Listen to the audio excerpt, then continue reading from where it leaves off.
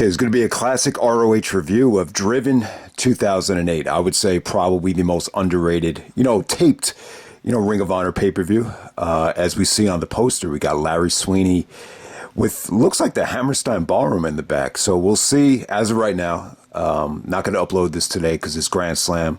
But we'll see if Eddie Kingston can finally win the big one tonight. I think out of any wrestler in wrestling right now, I think that's the one guy that has not won the big one yet. But we'll see if Eddie Kingston, Larry Sweeney's guy, can bring the Ring of Honor title home tonight at Grand Slam. But yeah, rest in peace to Larry Sweeney. You almost forget, man, he's been dead he's passed away a long time ago. It's been 2011, so, over 12 years he's been gone now. But yeah, it was cool to see Larry Sweeney get the cover here.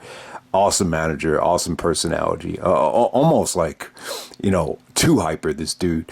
But yeah, it made for some great promos, and I love that stable, Sweet and Sour Incorporated. But we're going all the way back to September 19th, 2008. This did not air until November 14th.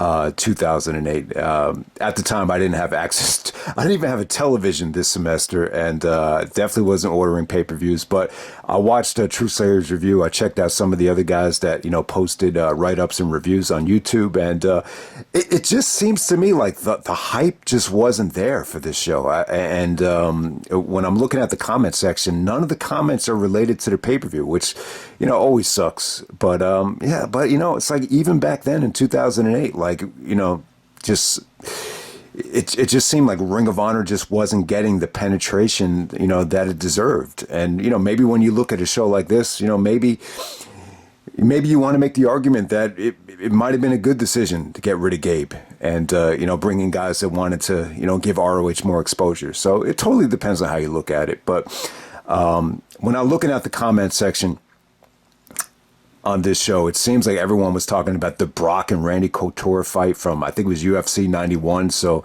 obviously I think that event, probably overshadowed this show. And, it's November, so you got Survivor Series. There's probably just a lot going on. So yeah, very underrated show though. So if you are a big fan of Kevin Owens and Sami Zayn, definitely recommend checking out this show. Obviously, they won the tag team titles at WrestleMania, which was really, really cool. Very emotional night, but this kind of gave you the same type of feeling. I mean, Kevin wasn't crying like he did at WrestleMania, but from a crowd reaction standpoint, the tag team titles were booked like they were a main event title. So I thought the Kevin Steen El Generico tag team title victory, it really did come off like it was a I would even say that the reaction was better than Nigel winning the belt, and the reaction was a lot better than when Kevin Steen, won the Ring of Honor World title in 2013 at Border Wars. So it was definitely a great moment, great match. I think the match is,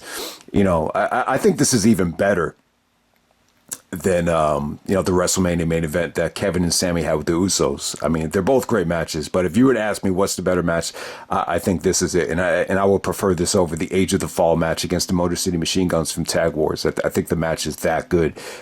So definitely check out the main event. I think Nigel and Roderick had, probably the most underrated Nigel title defense on this show. But we're gonna get it going right here. So Austin Aries opens up with the microphone. And he's just talking about Jimmy Jacobs wants to get revenge on Jimmy. So I thought Aries set a good tone here. This is the evil Delirious, where he's all black because he was rejected by Daisy Hayes. So he sided with Jimmy Jacobs in the Age of the Fall. And it was good. It felt like an evil version of Delirious. Delirious actually did some, different submissions here just to slow the pace down. But, Jimmy was at ringside, him and Aries are still going at it here. You could feel the hatred, and Aries is just kind of showing off his explosiveness to Jimmy Jacobs with just consecutive drop kicks. Delirious actually fights off that, the horns of Aries, the last chancery by Rick in the eyes. So, yeah, I didn't think this was bad. I thought this was really good. I mean, these guys, I think the combination doesn't sound sexy because it's Delirious. Some people just look at Delirious like he's a comedy guy, but I always thought Aries and Delirious, delivered strong matches. I just thought this had a strong ending, lots of explosiveness. And it's funny, man, so Jimmy actually puts Aries through a table after the match is over. They ambush Aries, And Tyler's actually saying to Jimmy, he's like, yo, we got a tag team title match tonight. Not tonight, not tonight. So, even though Tyler comes down to assist him, he doesn't want, Jimmy to do anything to hurt his back, because I think his back is already in bad shape. So Jimmy does the move. He actually hurts his back. But hey, man, they're trying to build up that I Quit match between Jimmy and Aries for the next pay-per-view. All right, so next we get a series of sweet and sour matches. You got Sara Del Rey squashing pretty good-looking girl in Jessie McKay. But, really, really short. Sara shows off her, moveset there in, 40 seconds. So good squash match for Sara Del Rey. And that leads us to Brent, Albright, and Erick Stevens.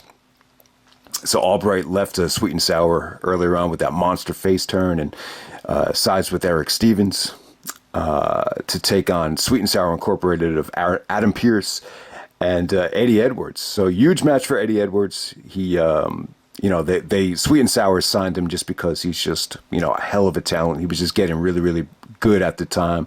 So Eddie was able to show off how good he was here. But, the Pearce association with Sweeney and Hero and Sweet and Sour, I didn't think Pearce fit. I really didn't.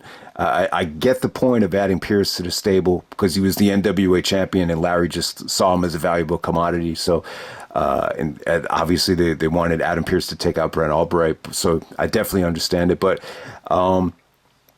huge night for Adam Pearce, though, man. Huge weekend for him. The very next night at Glory by Honor, I believe Carrie Silken went up to Adam and actually, kind of asked him, how would you feel about, booking the company? So a huge night for Adam behind the scenes. But, the match was pretty damn good. I thought, this only got about 4 minutes.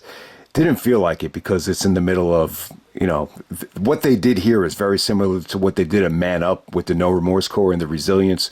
But yeah, while they wrestled, man, I thought it was good stuff. Albright and Pearce had incredible chemistry. Albright, just, threw Pearce on his neck several times. Eddie got to show what he can do. And, Stevens was good, man. This was a solid tag match. I can't believe that it was that short, though. It felt like it was a little bit longer than that because it's in the middle of a series of sweet and sour matches where everybody's at ringside. So from there, they chase Larry Sweeney to the back, and Jerry Lynn comes out to talk trash to Chris Hero. So Jerry thought it was very disrespectful that Chris Hero attacked Lance Storm in Canada. So, Jerry and Lance Storm have history going back to ECW. I think they opened up Anarchy Rules in a really, really good opener there. So they have a lot of history. So Jerry's standing up for, another old school guy in Lance Storm. And he's mocking Hero for calling himself the young knockout kid. He's like, could you have come up with anything worse? So I thought that was funny. So Jerry Lynn's really the only one that mocked Hero for all that young knockout kid stuff. And I got to be honest, when I first heard Hero call himself the young knockout kid, I thought that's kind of lame. But, over the years, it kind of grew on me. And obviously, Hero can't call himself that now because he's not so young anymore and he's not so slim anymore. So, but I thought Hero and Jerry, that they had a solid match here. I mean, it was tough to really, get anything going here, but it was good stuff. Hero actually goes over Jerry with the loaded elbow pad, the assist from Shane Hagedorn. And, but I gotta say though, I think Hero and Lynn had really, really good chemistry. It's like they're like two non-WWE legends here. I mean, they never really made it in WWE, but they're guys that have traveled the world with, they both have very similar looks. So it was cool to put them together. So they didn't really get, the kind of platform to tell the story here. But when Jerry won the title, so they're still building up Jerry. And when Jerry did win the title later on that spring, I thought one of his better title defenses was against Chris Hero. I think Jerry Lynn had a really underrated title reign. Like when you look at who Jerry went through, he had a really good match with Roderick at a cut above, and I think the best one was probably against Hero at Never Say Die. Some of them kind of came off flat. I remember the Validation one against Jay Briscoe. I thought it was good, but not great. I think there was another one against Colt Cabana at the Homecoming too. But the best Jerry Lynn matches as far as just title defenses. I think the Hero one was probably the best one. So I believe that was at Never Say Die, if I'm not mistaken. So definitely check that out. This was just a nice taste of what they can do. It was solid stuff. And then next up, we got Bryan Danielson taking on Claudio Castagnoli and Go Shiozaki. So Claudio's fresh off the heel turn from Death Before Dishonor 6, which was awesome. I love that show. I love that heel turn. And when I look back on it now, like, that's the only way it would have worked if it was against Bryan Danielson. And then once again, Claudio just snapped after return heel. You know, the fans were shitting all over him. It looked like he wanted to attack some of the fans. So I think Claudio's had that problem in the past with just being too aggressive with some of the fans. But, you know, he took it out on security. And the same thing here, too. You know, he attacks Danielson with the chair. So they call for a disqualification. And, yeah, I mean, I thought this had a lot of potential. I wish they would have, you know, you really didn't get a definitive Bryan and Claudio match at a big show in 2008. I think they did it at Southern Hostility. You know, they decided to have Danielson go up against other guys Final Battle Weekend. I think Jerry Lynn and then Morishima. So I do think Bryan and Claudio, they should have got the platform on pay-per-view to, you know, probably on this show to just blow it off. I think that would have been the right call, you know, in retrospect. This was just weird, man. It was like a three-way dance. So Claudio gets eliminated first, and then you get Bryan Danielson and Go Shiozaki, and, you know, this is pretty much the Live from Tokyo rematch where they had a classic. You know, if you haven't seen the first Danielson Go Shiozaki match from the summer of 2007, it was called Live in Tokyo. It was actually in Japan. Definitely check that out. I mean, that's probably the most underrated Danielson match against the Japanese talent. You know, that match it's so good. I would even put that above, you know, Danielson's match with Okada at Forbidden Door. There's no doubt about it. But I mean, the stuff between Danielson and Shiozaki here, it just felt like this was more story driven. It was more about just getting Danielson, you know, to become the number one contender and just, you know, putting them away as quick as possible. I mean, there were some good sequences where Go actually fighted off the cat of mutilation and got to the rope. You know, I forgot, Go was actually in Sweet and Sour at the time. So Larry Sweeney bought him up. So Sweeney actually helps him get to the rope. So, you know, the match did have some good drama. You know, Go actually goes for the moonsault, and Danielson transitions into a triangle choke for the finish. So you had a good finish there. I just felt like at the show in Japan, I just felt like Danielson and Shiozaki just got more of a platform to really, you know, go over the top. This almost felt like a television match where you're just trying to get Danielson to become number one contender. So Danielson gets on the mic and says, you know, they've been ducking Bryan Danielson far too long, and Danielson's finally going to get a Ring of Honor title shot on pay-per-view, which at the time I think it was like over a year since Danielson had gotten a title shot. I think the last one was against Morishima at Man Up, if I'm not mistaken. So good match, but, you know, not one of Danielson's like all-time classic bouts that's going to make any, you know, top 100 lists or anything like that. So next up we have a tag team scramble. So this was kind of weird, man. Putting the scramble, I get why they did it here, because they want to have the Briscoes go on right before. Yeah, you know, I think this is how they did it. I think they had Danielson close before intermission, and then they opened up after intermission with the Briscoes in a tag team scramble. So it kind of makes sense in the context of the live show, but on pay-per-view, it just didn't make sense to me. And this stuff with Necro was just weird, because they DQ Claudio for using a chair, but because he's a Necro butcher, he's allowed to take 1,000,000 bumps through a chair. It's just kind of weird, but, you know, you make the exception for Necro, because if you take away the hardcore stuff with Necro, you know, it's just not going to be that good. I mean, that's just the bottom line. So you get the Briscoes taking on the Vulture Squad of Ruckus and Jigsaw, taking on the YRR of Jason Blade and Kenny King, making his Ring of Honor pay-per-view debut, if I'm not mistaken. And then the Necro Butcher is his own man. He left Jimmy Jacobs and he's just by himself. So I thought this was kind of weird, but it was short as hell. It was only 6 minutes. You know, I really thought Ruckus and Jigsaw had their moments. They hit the double stomp Gigatonic, which looked really, really cool. I thought Jason Blade looked good too. Him and Kenny King looked hungry. It was probably the biggest match of their lives up to that point. Necro took some, you know, nasty bumps into the stacked chairs. The highlight is the baseball slide from Mark Briscoe. into Necro Butcher with the chair going right in his face. That did not look good. That's concussion city. That no one would take that bump today, but it's the Necro Butcher in 2008. So that's what he did back then. So the Briscoes hit the Doomsday Device, become the #1 contenders. So it would have been cool to see this dynamic of the Briscoes and Steen and Generico, this time with Steen and Generico as baby faces.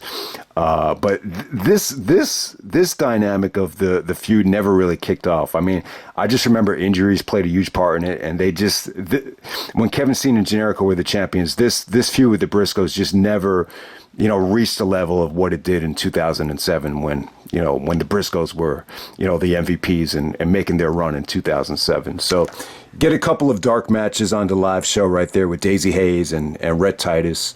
So those didn't make the pay-per-view. And then we get to Nigel defending against Roderick Strong for the ROH World title. This was awesome. I mean, is it the best Nigel and Roderick match?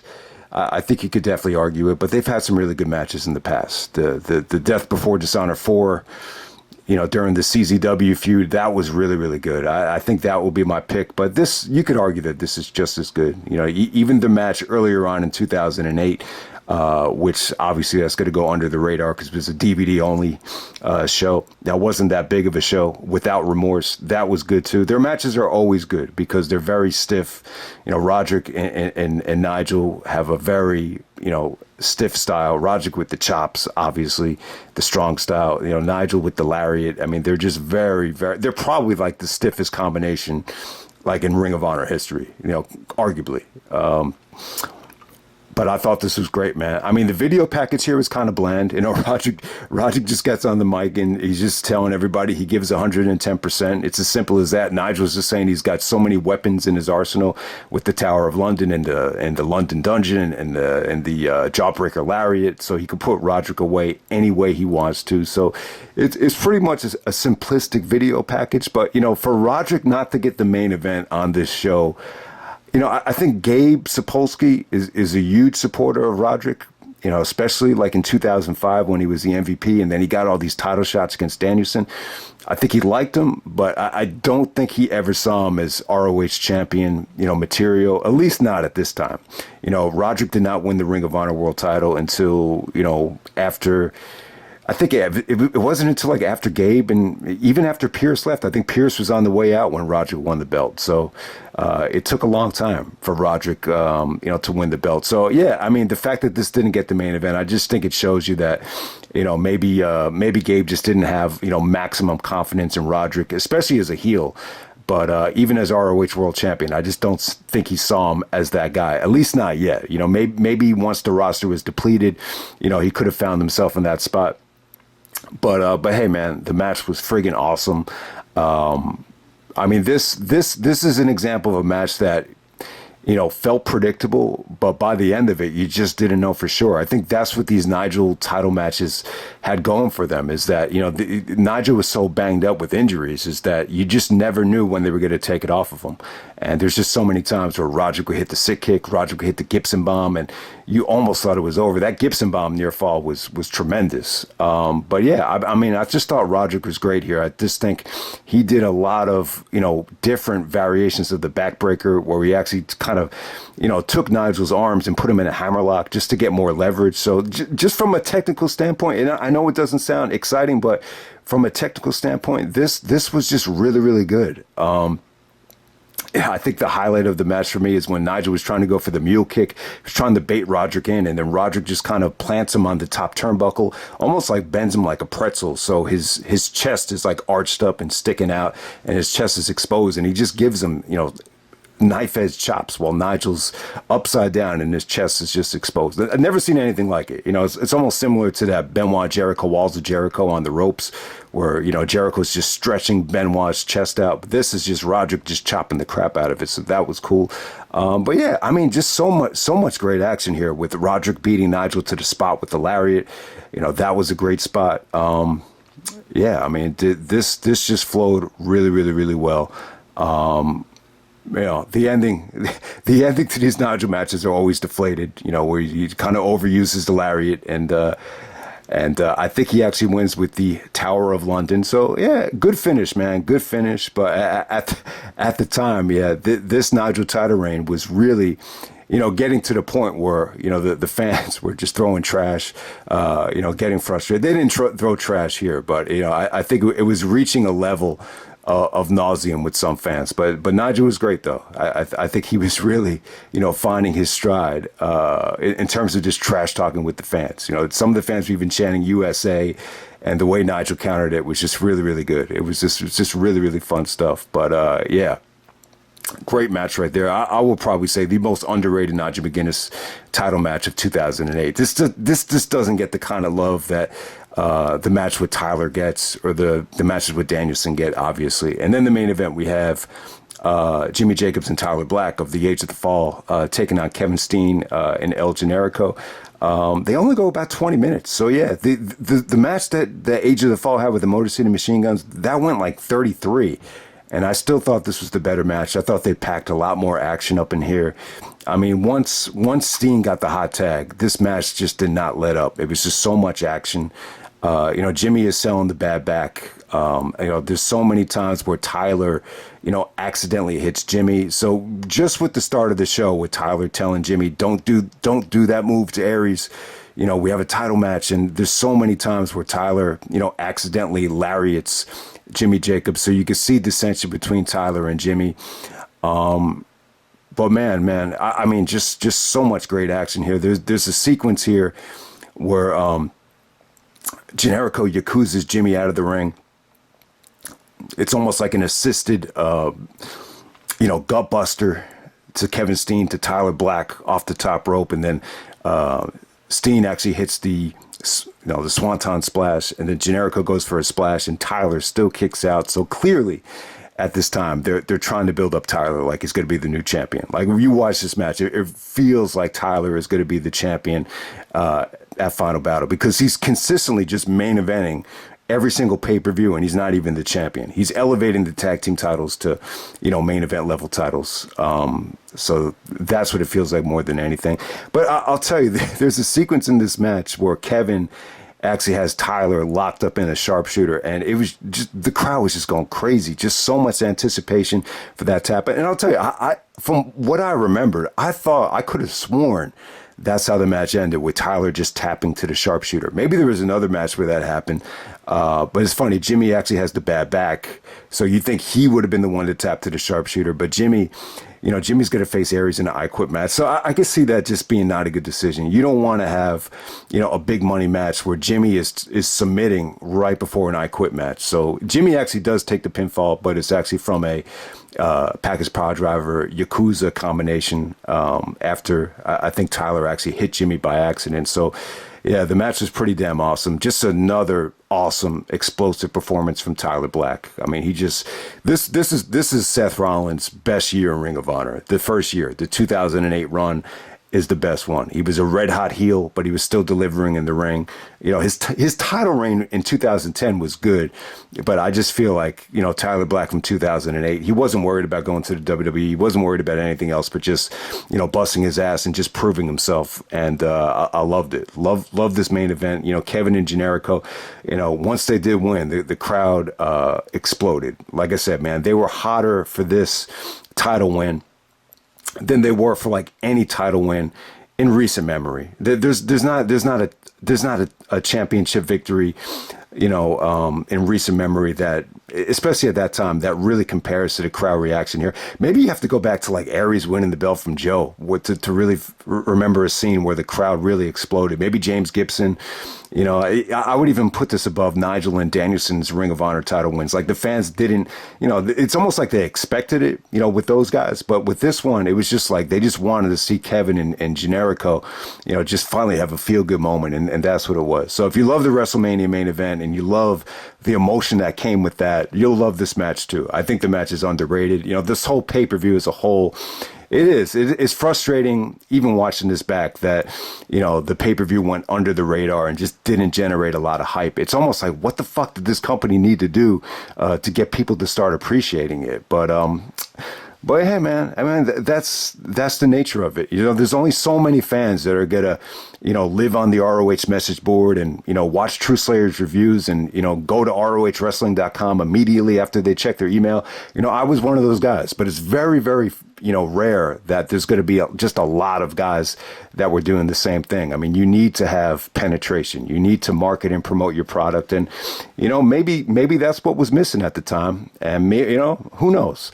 The live pay-per-view concept, I have no idea why it was so hard to do a live pay-per-view at the time. I just think it was very expensive. Maybe they just didn't have the budget for it. They didn't come about until, I don't think Ring of Honor started doing live pay-per-views until maybe 2015, like just on regular pay-per-view. I mean, the internet pay-per-view stuff. And I know True Slayer actually pitched the idea for Final Battle to be live in 2008. You didn't get it in 2008. You got it in 2009, which I think helped. I think in retrospect, I do feel like when I do classic Ring of Honor reviews of the Go Fight Live era, the internet pay-per-view era, I do feel like people actually remember those shows and they're more connected with those shows than a show like this. So in a way, I think it did work. But, it's never a good situation when you got, the stream dying for, the Showdown and the Sun weekend. So I know there were certain shows that just, generated a nightmare of a, technical issue. But I'll leave it at that, man. You have a great double main event here. Kevin Steen and El Generico, new tag team champions. So definitely check it out. Driven 2008, and I'm out. All right.